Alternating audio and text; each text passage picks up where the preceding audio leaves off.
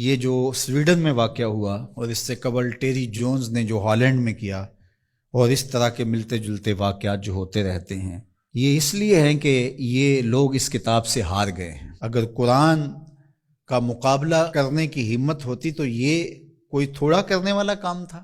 آزادی اظہار کی بات کرنے والے، بات بات پہ ڈائیلاگ مکالمے کی بات کرنے والے اس سطحیت پہ کیوں اتر آئے؟ اس لیے کہ قرآن کا مقابلہ ان سے ممکن ہی نہیں ہے، اور قرآن نے چیلنج کر رکھا ہے، اور یہ چیلنج آج کا نہیں ہے، یہ صدیوں سے چیلنج ہے۔ چیلنج یہ نہیں کیا گیا کہ بڑی صورت لے کر آؤ، 3 آیات پر مشتمل ایک صورت ہی لے آؤ، نہیں لا سکے۔ تیرے سامنے یوں دبے لچے فصحا عرب کے بڑے بڑے، کوئی جانے کے منہ میں زبان نہیں بلکہ جسم میں جان نہیں۔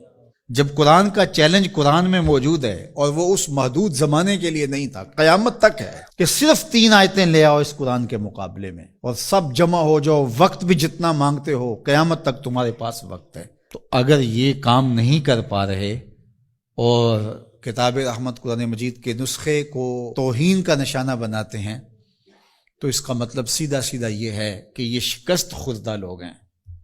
یہ جو مکالمے کی اور ڈائیلاگ کی بات کرتے ہیں، یہ صرف زبان سے اور منہ سے کرتے ہیں۔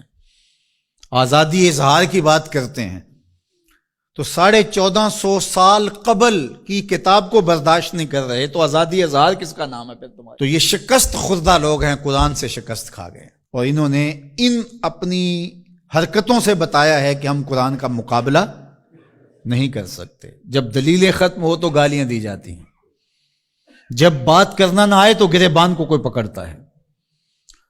تو قرآن مجید کے ساتھ اہانت امیز سلوک اس بات کی دلیل ہے کہ آج دنیا قرآن کا مقابلہ کرنے سے قاصر ہے، جس طرح ماضی میں قاصر تھی، اور قیامت تک تو اس کا معاوضہ ممکن نہیں ہے، اور جب معاوضہ ممکن نہیں ہوگا تو اوچی ہتھ کنڈے ہوں گے اور اس طرح کی نیچ حرکتیں ہوں گی۔ لوگوں نے لوگوں کے ساتھ لڑائیاں کیا، بھلا کسی نے کتابوں کو بھی جلایا ہے، کسی نے کتابوں کی بھی بے حرمتی کی ہے، کبھی ایسا بھی ہوا ہے؟ اور آج جو مغرب کے قصیدے پڑھتے پھرتے ہیں، یہ ان مکروہ چہروں کو دیکھیں۔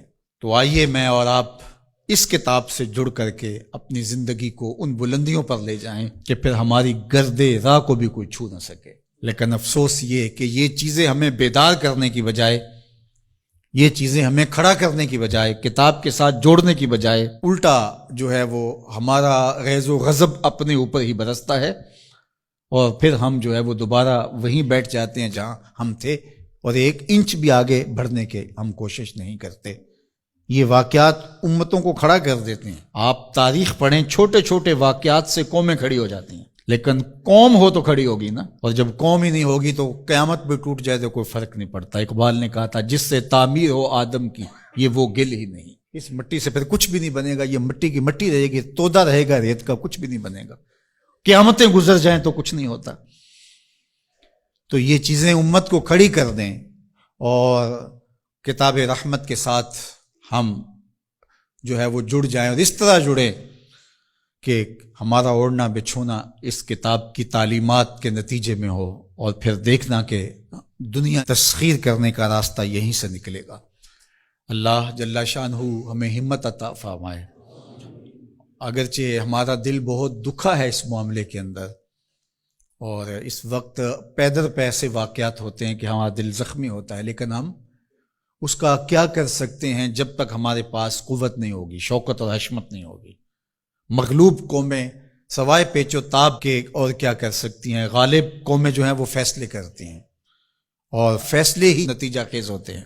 تو جب تک ہم قوم نہیں بنیں گے، امت نہیں بنیں گے، اس وقت جو ہے وہ ہم اسی صورتحال میں رہیں گے، اور ہمارا وجود جس طرح زخمی ہے، تشتت کی وجہ سے جسم زخمی ہے امت کا، کہ ہم 72-73 گروہوں میں بٹے ہوئے ہیں، اور دشمن اس پہ بہت خوش ہے، اس لیے کہ اس سے اس کو فائدہ پہنچ رہا ہے، اور ہم آپس میں الجھ کر کے اپنی طاقت کو ایک دوسرے کے اوپر ضائع کر رہے ہیں۔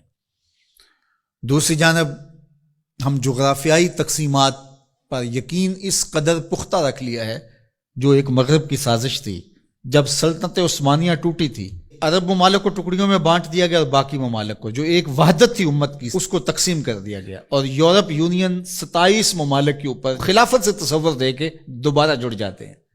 وہ بکھرے ہوئے جڑ کر کے اپنا مشترکہ دفاع، مشترکہ کرنسی اور یہ ساری چیزیں بنا کے تو وہ باقاعدہ 27 ملک جڑ جاتے ہیں، 50 ریاستیں امریکہ کی ہیں جو جڑی ہوئی ہے اور ایک وحدت ہے.